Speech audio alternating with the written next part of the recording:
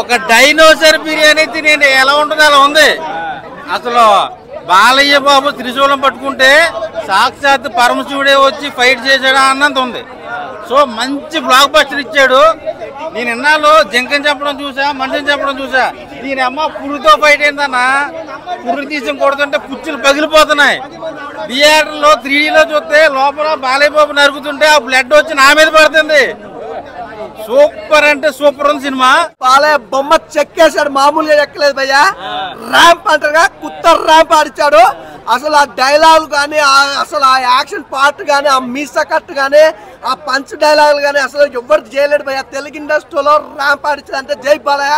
అటు సర్వేజన సుఖినోభవంతు. మొత్తం జనాలందరికీ, బాలయ్య బాబు ఫ్యాన్స్ అందరికి మాస్ పండగ.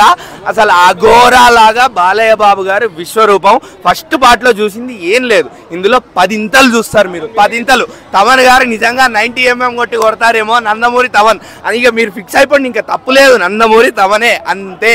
ఈ సినిమాతో బాలీవుడ్ లో జెండా పాతడానికి బాలయ్య బాబు వెళ్ళాడు.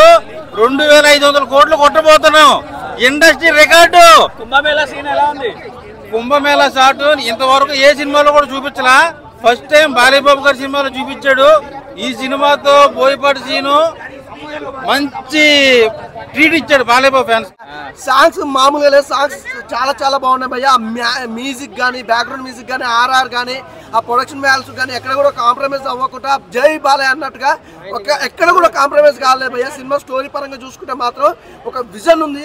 అన్న కొట్టిన బ్యాక్గ్రౌండ్ మ్యూజిక్ కి థియేటర్ లో ఉన్న శవాలు కూడా లేచి గరగ డాన్స్ చేస్తున్నాయి, నాట్యం చేస్తున్నాయి. అదిరిపోయింది సినిమా.